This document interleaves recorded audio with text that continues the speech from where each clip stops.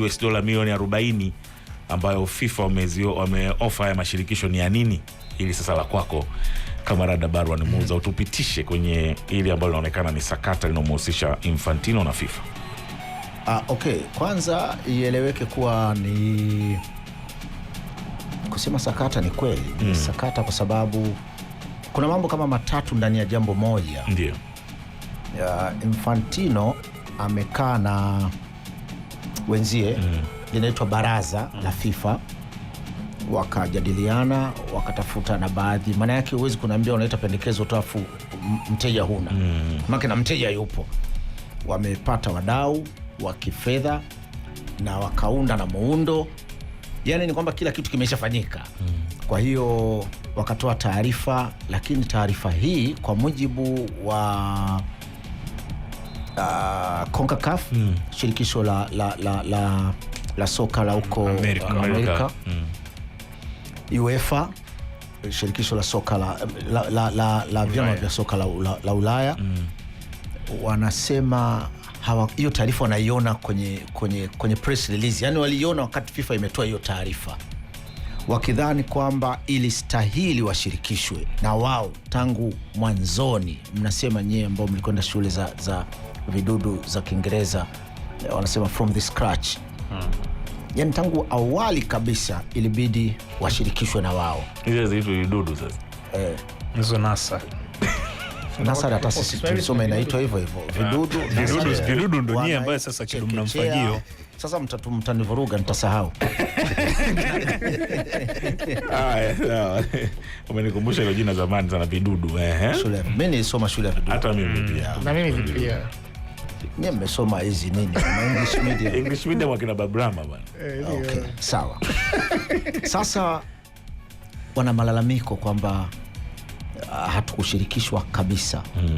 Na huu mpango utaiondoa football katika asili yake. Wao wanaona vile ilivyo ndio sawa, lakini Infantino anasema haiwezekani. Mpira ni gharama kuendesha, inabidi tupate vyanzo mbalimbali vya kuendesha mpira kwa maana ya fedha. Lakini licha tu ya kuwa na vyanzo, lakini hata matumizi ya pesa zenyewe tunazozipata zipate usimamizi mzuri. Ndio maana wakasema tutafute taasisi ambayo wanasema FIFA Forward Enterprises, ambayo itatusaidia kusimamia mambo fulani. Kwa haya ndio naweza nikayazungumza wanataka nini, naweza nikayafafanua hayo utakapokuwa umeniuliza, lakini la msingi ni kwamba kama ni mzozo umeletwa na hilo jambo. Lakini ukweli kabisa mzozo wa Infantino na baadhi ya wenzie, na hasa Alexander Seferin, huyu ni rais wa UEFA, ndio ni kitendo cha wanamtuhumu kwamba anaendesha FIFA kama vile rais wa nchi. Na wanamwambia you are not a head of state, yani wewe sio mkuu wa nchi.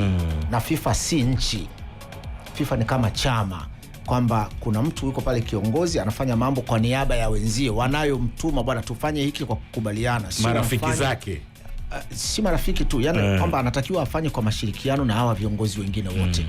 Wale member association members ama vyama vya soka vya nchi zote 211 ambao ndio wanapaswa kukubaliana na mambo yatakavyokwenda. Lakini huyu bwana anasema hapana, sisi tumeshafikiria, tunaona haya, na sasa mkikubali tutakuwa na pesa hizi, msipokubali hizi pesa mtakosa. Sasa ni kama unajua unatengeneza chambo hivi.